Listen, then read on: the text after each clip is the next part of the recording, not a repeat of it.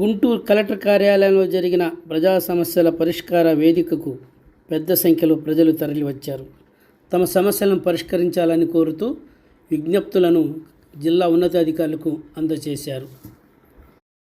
గుంటూరు స్వర్ణాంధ్రనగర్కి చెందిన బుజ్జి తమకు చెందిన భూములను స్థలాలను కొంతమంది అన్యాయంగా ఆక్రమించుకుంటున్నారంటూ ఆత్మహత్యానికి పాల్పడింది. ఆ వెనువెంటనే అక్కడ ఉన్న పోలీసులు సిబ్బంది ఆమెను రక్షించే ప్రయత్నంలో ఆమెను జీజీహెచ్కు తరలించారు.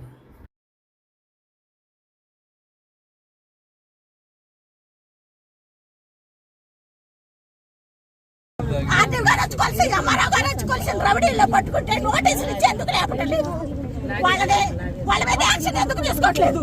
ఎవరు అసలు వాళ్ళ వెనక వాళ్ళు ఎవరు? యాక్షన్ తీసుకోవట్లేదు.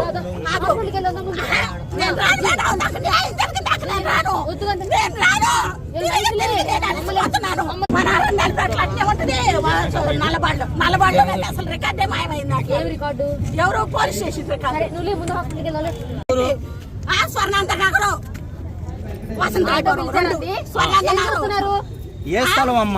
గవర్నమెంట్ వాళ్ళు ఇచ్చారండి 99 మంది. ఒక్కడే ఒక 20 ప్లాట్ల మీద వాడి దగ్గర ఇంకా 40 ఉండే. మౌలాలి పెళ్ళం ఇంకా కుర్రాళ్ళు పెట్టుకుంటారు. స్వర్ణాంధ్ర నగరం వాళ్ళ పైన కుర్రాళ్ళు పెట్టి ఎంఆర్ఓ గారు లెటర్లు ఇస్తాడు.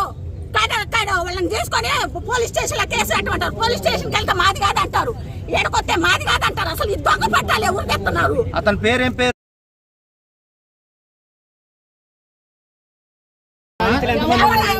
పార్టీ విషయాలు అవన్నీ మాకు అనవసరం. పార్టీ విషయాలు మాకు అనవసరం. పార్టీ విషయాలు పరిష్కారం కావాలి.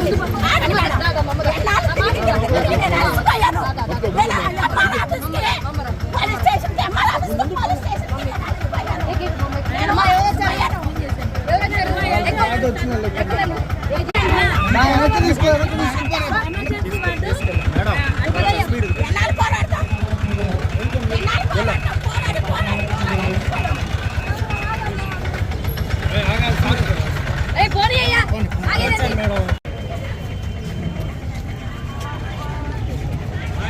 మళ్ళీ వచ్చింది చూడండి సార్. వెళ్తలేదు మేడం, చూసుకోండి.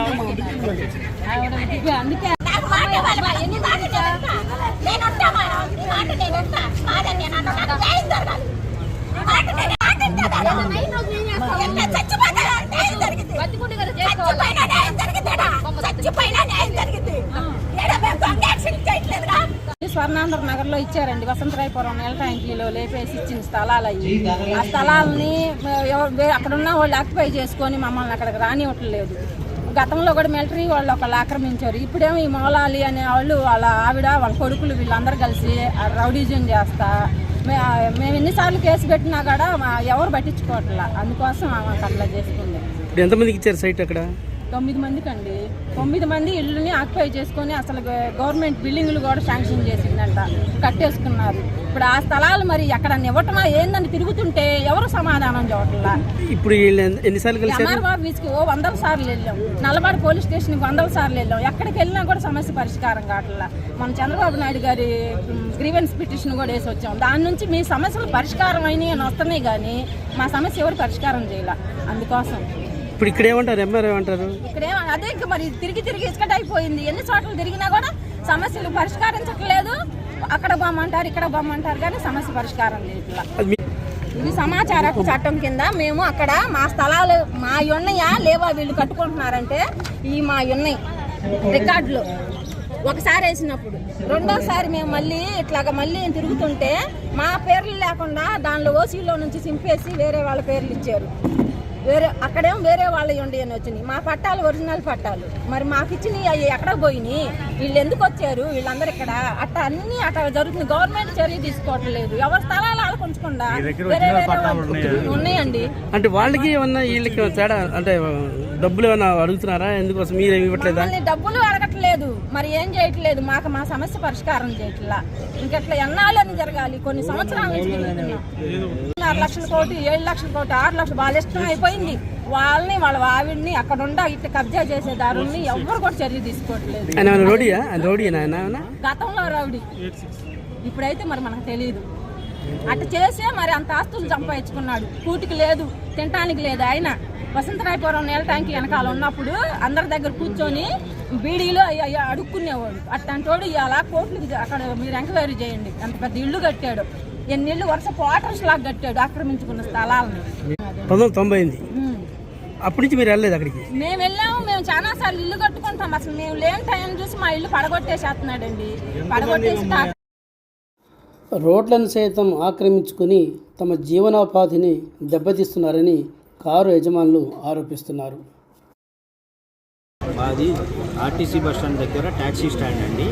గత 45 సంవత్సరాల నుంచి మేము అక్కడ ట్యాక్సీ స్టాండ్ పెట్టి మా జీవనం సాగిస్తున్నాము.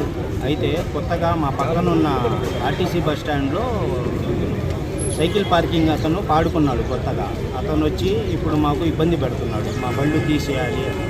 ఎందుకని అడుగుతుంటే యాక్చువల్గా అతను తీసుకుంది సైకిల్ పార్కింగ్ కోసం, దానికి దారి బస్ స్టాండ్లో నుంచే ఉండాలి. అయినా మేము ఏంటంటే సహకరించి వాకిలి వదిలాము. అయితే మా బళ్ళన్నీ తీసేసి అతను కిరాయికి అంటే ఇడ్లీ కానీ నూడిల్స్ కానీ పాయింట్స్కి అద్దెకిచ్చుకోవాలని ట్రై చేస్తున్నాడు. అతను మా మీద దౌర్జన్యం చేస్తున్నాడు, మా కార్లు తీసేయాలి అని. ఇప్పుడు మేము ఇప్పుడు నుంచి కాదు, లాస్ట్ 50 years నుంచి అక్కడే ఉన్నాము. అతను దౌర్జన్యం చేసి రాజకీయ అండదండలతో ఏదో చేస్తాను అది అని బెదిరిస్తున్నాడు. మరి మీ ఎమ్మెల్యే కలవలేదా? ఎమ్మెల్యే గారి ముందు కూడా ఎమ్మెల్యే గారిని కూడా కలుస్తాము. ముందు కలెక్టర్ గారికి అర్జీ ఇచ్చాము, నెక్స్ట్ ఎస్పీ గారి దగ్గరికి వెళ్తున్నాము, ఆయన దగ్గర తిరిగిస్తాము, ఎమ్మెల్యే గారి దగ్గర కూడా వెళ్తాము. స్థానిక ఎమ్మెల్యే కదా, ముందు ఆయన రిప్రజెంటేషన్ చేయాలి కదా మీరు. అంటే ఇవాళ సోమవారం కదా, గ్రీవెన్స్ అనే ప్రోగ్రామ్ ఇవాళే ఉంటుంది కాబట్టి ఫస్ట్ కలెక్టర్ గారికి ఇచ్చాము, నెక్స్ట్ ఎస్పీ గారి దగ్గర కూడా వెళ్తున్నాము. అంటే మీకు ఎమ్మెల్యే మీద నమ్మకం లేకనా ఏంటి ఇది? అట్లా ఏం కాదండి, 1 by 1 ఒక ప్రొసీజర్ ప్రకారము ఫస్ట్ కలెక్టర్ గారికి, ఎస్పీ గారికి, తర్వాత ఎమ్మెల్యే గారికి దగ్గర కూడా వెళ్తాము. అవసరమైతే మున్సిపాలిటీ దగ్గర కూడా వెళ్తామండి.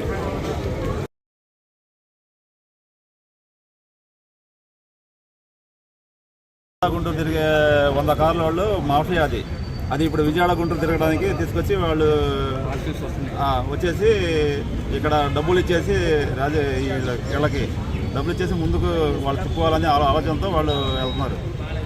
మీరు రోడ్డుని ఆక్రమించుకుని వాళ్ళు వ్యాపారం చేయాలంటే ఎట్లా సాధ్యమైతే? ఎలా సాధ్యం అంటే వాళ్ళు దౌర్జన్యం చేస్తున్నారు. రాజకీయ నాయకులు వాళ్ళు ఎవరో దగ్గరికి వెళ్ళేసి వాళ్ళు చెప్పుకొని వాళ్ళు లంచాలు ఇచ్చుకుంటూ తిప్పాలని అనుకుంటున్నారు. మీ దగ్గర అంత డబ్బులు లేవా ఇవ్వడానికి? అంతే ఏ రోజు ఆ రోజు తినేవాళ్ళు సార్, ఏ రోజు ఆ రోజు తెచ్చుకొని బాడీకి 3 రోజుల సార్లు వెళ్తుందండి మాకు బాడీగా. ఏ రోజు ఆ రోజు తెచ్చుకొని తినేవాళ్ళం.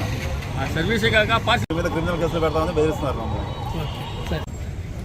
అదే మా గత 50 సంవత్సరాల నుంచి మా బస్ స్టాండ్ దగ్గర ట్యాక్సీ స్టాండ్ మాది. ఏనాడు ఎప్పుడు ఇబ్బంది లేదు. కనీసం 70 కుటుంబాలు మేము బతుకుతున్నాం అక్కడ. మా కార్ స్టాండ్ వెనకాల ఆర్టీసీ బస్ స్టాండ్ వెనకాల సైకిల్ స్టాండ్ ఒకటి పెట్టారండి. ఐలా సీను అనే ఆయన కొత్తగా ఆయన పాట పాడాడు, పెట్టి మీరు కార్లు తీసేయాలా, మేము అక్కడ కూడా ఫుడ్ కోర్ట్ పెట్టాలా, నూడిల్స్ బండి ఆల్రెడీ నూడిల్స్ బండి పెట్టాడు ఆయన. ఆటో స్టాండ్ ఖాళీ చేపించి అక్కడ నూడిల్స్ బండి పెట్టాడు దౌర్జన్యంగా. మమ్మల్ని కూడా తీయమంటాడు.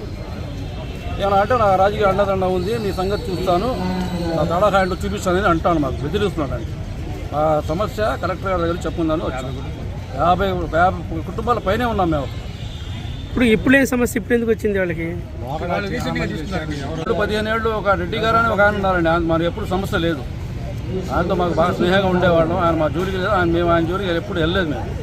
ఇప్పుడు ఆయన వచ్చి నేను ఫుడ్ కోర్ట్ పెట్టేయాలా, మొత్తం నాదే, ఈ వాకిలంతా నాదే అంటే ఈ చివరి నుంచి ఆ చివరి వరకు 200 గజాలు వాకిలు అంటున్నాడు ఆయన.